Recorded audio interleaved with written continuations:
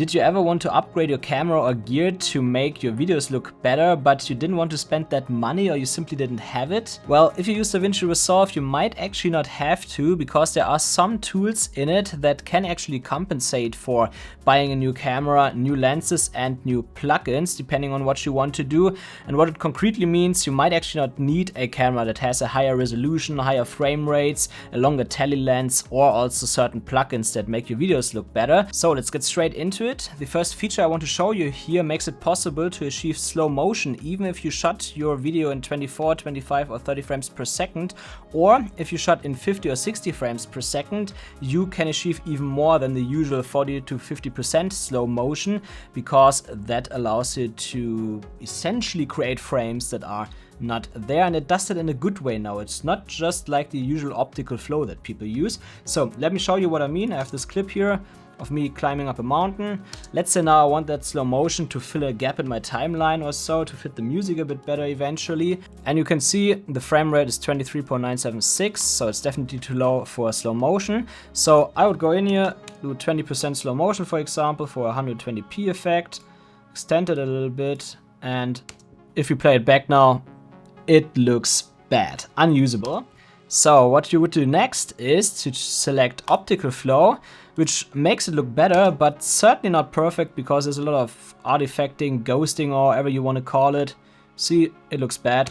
So the next step that you simply do is you click on motion estimation, and you either select speed warp faster or better. Faster oftentimes works good, but not always. But obviously it renders a bit faster, while better is a lot slower, but it also gives you better results. So I usually select better, but you see it's so slow now, I can't even play that back properly. I'm on an M3 Max and it's already slow. So the next thing you should do is to do a right click, click render in place. And here just leave it as it is, Apple ProRes 42, render it out under movies. It takes quite a bit of time now, which is why I would say this feature only replaces a camera with a higher frame rate if you want to add the occasional slow motion in your videos, but not if you want to do that constantly. Then it's definitely more productive to buy a camera with a higher frame rate. But oftentimes, especially in travel videos or so, you don't need slow motion in every clip. In that case, this feature can actually help you a lot and save you some money. So the render is complete. Let's have a look.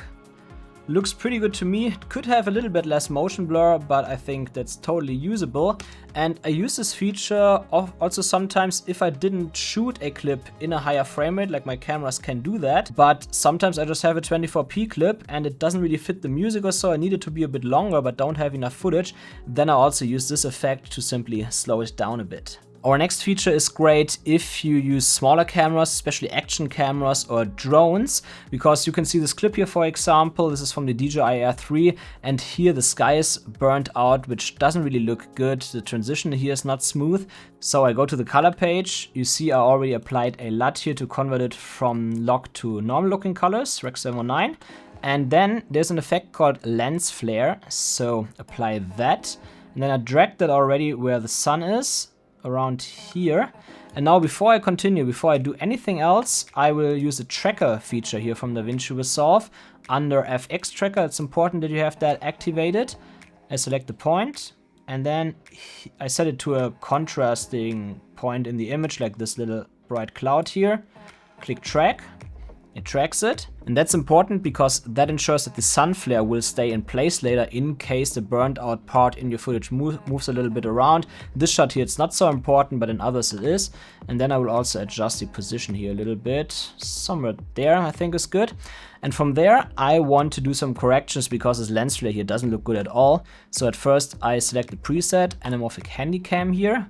Also don't like how it looks. I want to adjust the colors especially. So I will adjust the color here, the global color. Then under elements, I go to flare spot. There the flare color, I don't want it blue. I want it to be somewhat orange. Yep. And then I increase the softness here. And there you can already see what it does. We're adding this nice lens flare there, which really makes everything look smooth. Then I can also increase the saturation here a bit to really see what it does.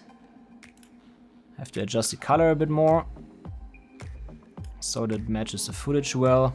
And next you can do some more adjustments. You see, for example, this is purple and bluish lens flares here now, which might be realistic for actual anamorphic lenses, but I don't like them, they don't look good, so I will turn them off too by going into the ghosts here, click none, basically just going through the ghosts and none them all. And there you see before and after. Before, pretty ugly here, the transition from the midtones into the highlights, and now we activate that, it actually gives it a really nice cinematic look.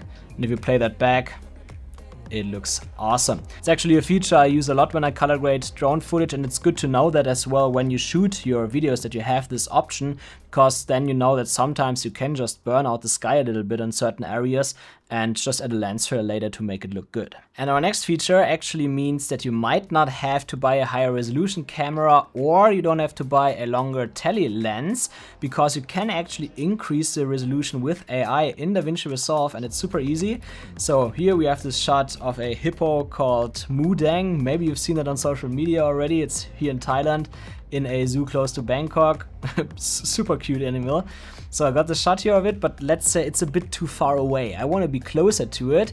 What I would do, let's say I would select 2 under zoom to do a 2x zoom here, and it's good, but you know, like, it's essentially 1080p footage now. It looks a lot softer. So what you can simply do is to activate super scale here with 2x enhanced, and you see it just looks like 4K. Like, if we look at the difference here, if you turn it off, quite blurry. I'm not sure if you can see that on YouTube. Definitely watch it on a big screen and it's more noticeable. On your phone you probably can't see that, but on a big screen you can definitely notice that. I'm on a 27-inch here, and yeah, you can even zoom in a little bit more. Like if I do 3x here now, it still looks pretty good, because then we're at like not 1080p, but maybe somewhere around 3K or something like that, or 2.8, and it still looks pretty good.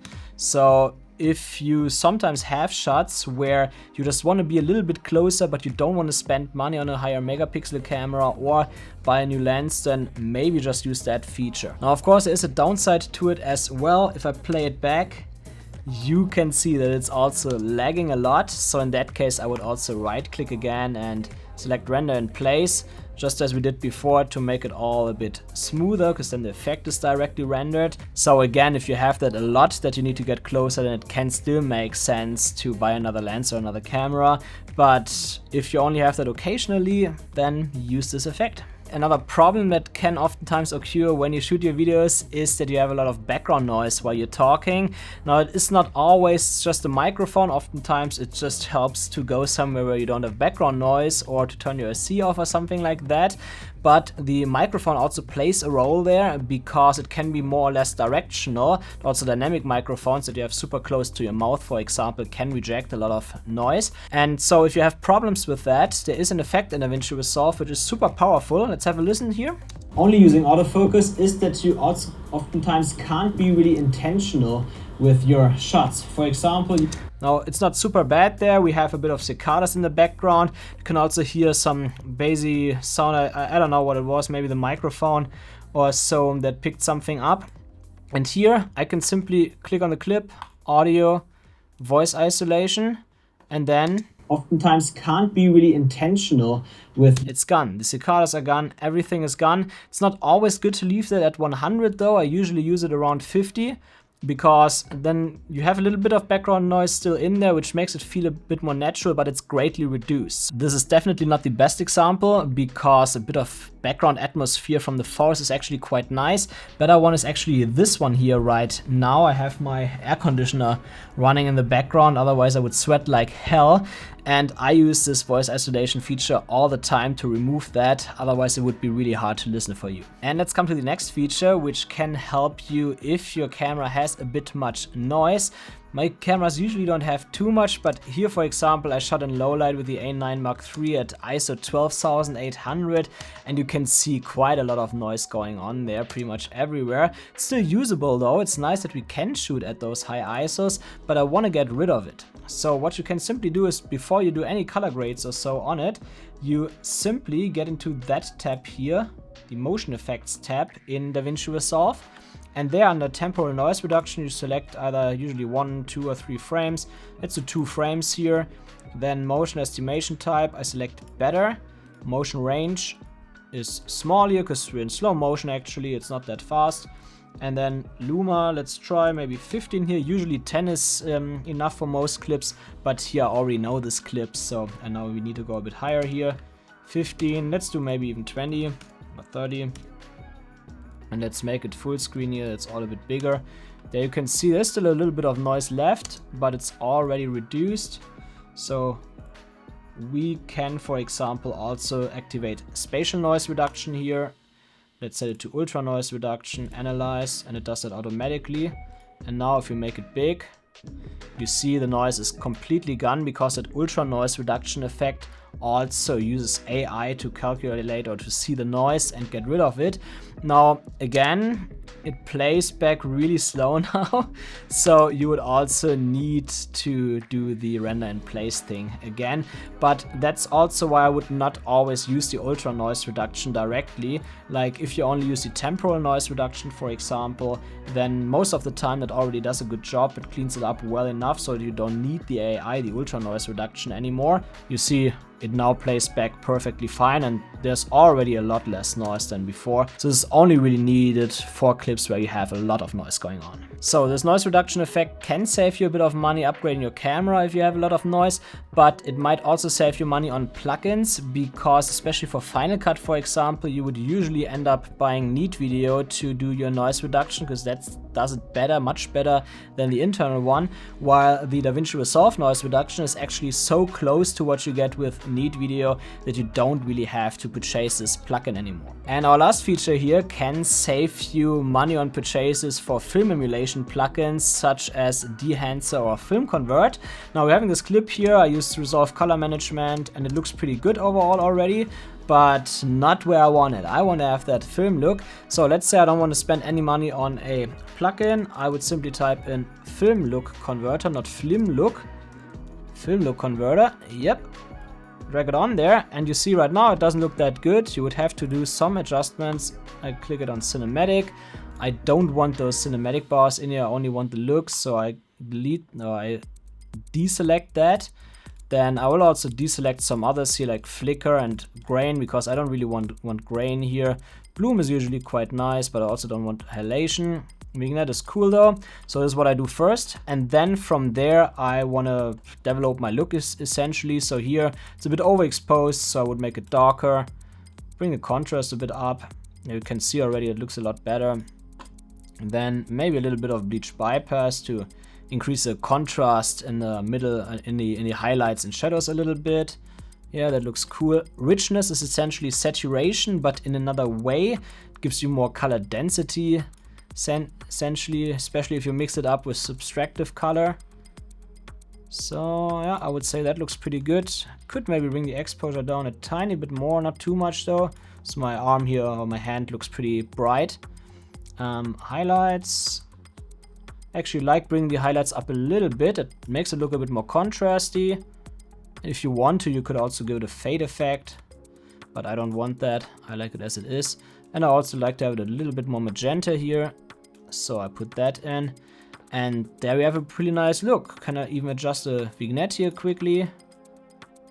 Yeah, give it a little bit more vignette. Yeah, awesome. Looks great to me, so there you directly have a film look. Now I must be transparent here, I still use external plugins to generate my film looks. The main reason is simply that I want to have, or I want to know more in terms of numbers and names what I do there. For example, I really love the Kodak 2838 look, and that's what I emulate all the time with Look Designer by Color Lab AI. But I'm not sponsored here, so I have an affiliate account from them, but I purchased this plugin with my own money. So if you're interested in exactly the colors that you see in my videos, this is the plugin that I oftentimes use, or I use my DevScape LUTs. You will find links to both of those plugins in the description below. But there's one more step that I would do here, another tool, and that is when you add another node, you have the color slice tool here. So let's say I want the green tones here to be a little bit more moody. I would go into the yellows and greens here, and then I would simply bring the saturation a bit down and this slider a bit up, because then it gets darker. Can also change the hue a slightly bit, sorry. And yeah, that looks pretty good. Maybe not desaturating it too much. Okay, cool. Can do the same here with the greens. So, and here you can see what it did when I turn it off again and on. You see, got a bit rid of the saturation there, so it looks a bit more moody now, and that's oftentimes the look that I go for. You see in the color slice effect here, it's so easy to do. It clearly tells you what you do here with yellow, skin tones, greens, etc. So you know exactly which colors you target, and you can just drag the sliders around until it looks like you want. So I hope you learned a bit today about DaVinci Resolve and what you can do with it, and maybe even save a bit of money when you thought of buying new gear. But there is one thing that DaVinci Resolve can't replace, and that is good lighting. So check out this tutorial here in the corner. There you learn more about how to use natural light. And also I will leave another one here, fog machines. Fog machines just make everything look better. So I'm out, and I hope to see you again in those videos.